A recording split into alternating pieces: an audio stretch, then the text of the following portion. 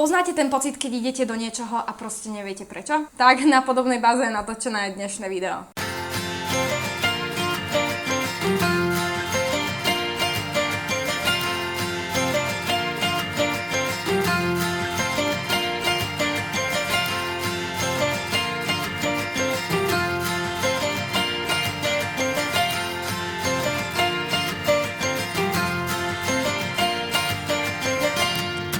Tak ako pri videu Čo nerobiť, keď si chorý, som si povedala, že prečo robiť niečo, čo robia aj ostatní a neurobiť to troška inak. A tak som si povedala, že natočím teda 4 inšpirácie na smoothies, do ktorých by som v živote nešla, kebyže nie v YouTube. Je to vlastne spojenie inšpirácie s predsudkami a s vtipnou ochutnávkou, ktorú sa bojím, ako dopadne.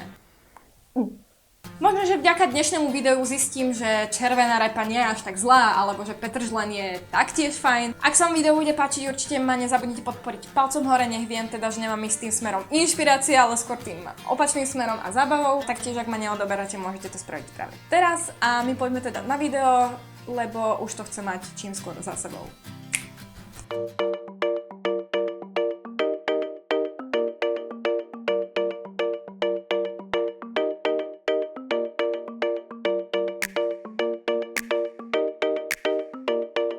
Začnem s tým najlepším objavom a to je mangovo-kokosové smoothie. Budeme na to potrebovať iba mandlové mlieko, mango, banán a kokos. Postup bude totálne jednoduchý, tak ako pri všetkých smoothiečkách, že si všetky ingrediencie nakrájame. Takže banán si nakrájame na kolečka, s mangom nejako zabojujeme, pretože ja som ho absolútne nevedela otvoriť, takže mango si nakrájame na kocky. Potom príde na radu mlieko, takže to celé zalejeme a pridáme tam kokos. Všetok kokos, aj keď som ho polku asi zjedla, pretože je úžasný. No a potom to len pomixujeme. Neviem, či máte ponorný mixér, ale ja mám takýto super smoothiečkovač. A máme hotovo.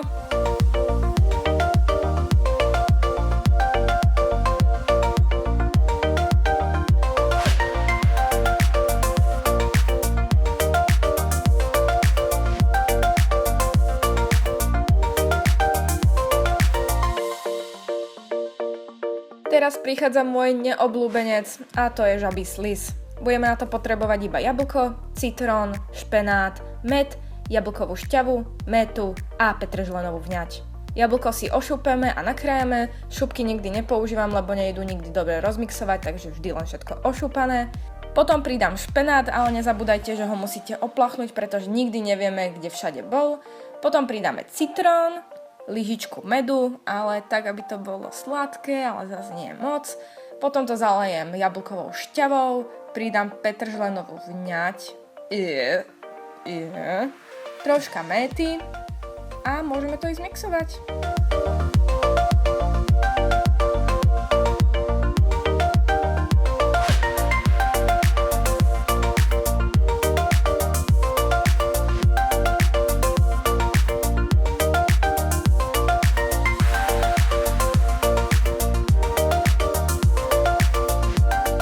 Ďalší recept obsahuje ďalšiu ingredienciu, ktorú neznášam dokonca dvakrát a tým je zázvor a cvikla. Takže na tento recept budeme potrebovať citrón, zázvor, jablko, mrkvu, cviklu a vodu. Cviklu si nakrájame, pretože čo s tým asi budeme robiť, takže na menšie kocky, aby sa nám to lepšie pomixovalo. Potom nakrájame aj mrkvu, ale mrkvy by som dala asi menej ako celú, pretože to bolo príliš mrkvové. Potom prichádza na radu jablko, ktoré si taktiež predtým ošúpeme, pretože šupky sú zlé a šupky tam nechceme, takže jablko taktiež nakrájame na kocečky. Poklapkám to citrónom, a potom zalejeme vodou, pridáme úžasný zázvor, ktorý by mal byť nastrúhaný, ale mne sa to nechcelo strúhať a potom som to pomixovala. Musím dodať, že pozor, pretože cvikla farby a všetko budete mať červené, takže pozor, ruky od tela a od bieleho oblečenia.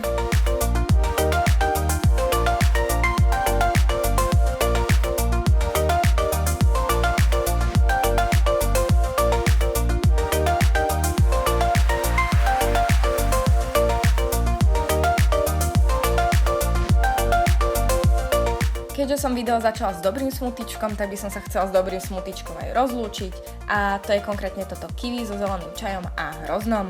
Budeme na to potrebovať 2 kiwi, jablko, banán, hrozno a zelený čaj.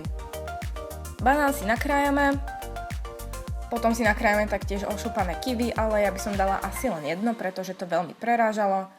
Potom pridáme nakrájané jablko, zase ho šúpeme, pretože čo tam nechceme? Šupky! Áno, šupky tam nechceme. Potom pridáme umyté hrozno, ja som použila bezkôstkové a teraz otázka na vás, ako zasadíte bezkôstkové hrozno. Píšte mi dole do komentárov. Zalejeme to zeleným studeným čajom a môžeme pomixovať. Verte, že toto smoothiečko je fakt dobré.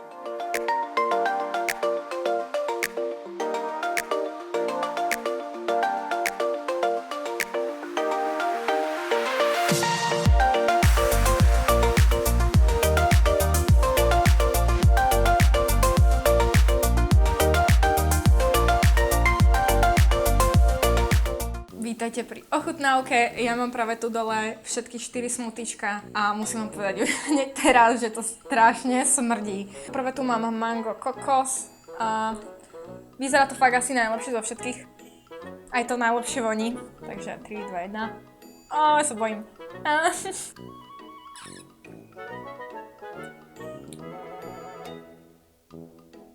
Je to fajn, dajme tomu, že dá sa. Takže aby vám bolo jasné, idem od toho najlepšieho po najhorší. Takže ďalší tu mám, to je ten so zeleným čajom. 3, 2, 1. Kychle.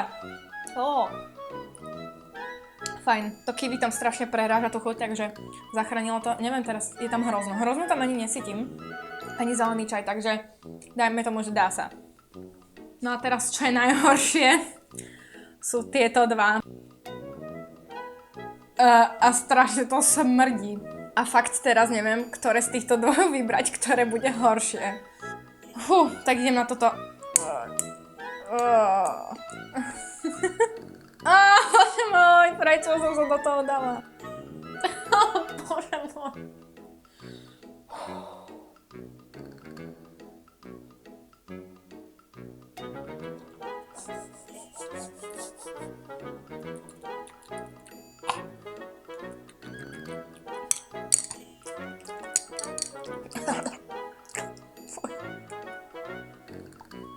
Máme tu teda červenú repu. Bože môj. Bože. Jak chutí to cvikla.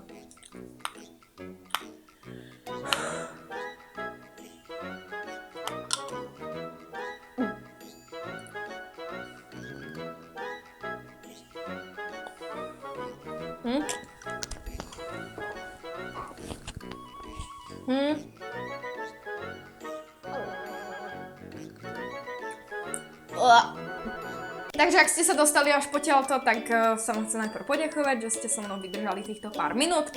Do komentárov mi môžete teda napísať, aké smoothiečka vy máte radi, ale samozrejme, ktoré neznášate, alebo ktorú zeleninu. A jedzte zdravo. Takže vidíme sa na budúce a ahojte.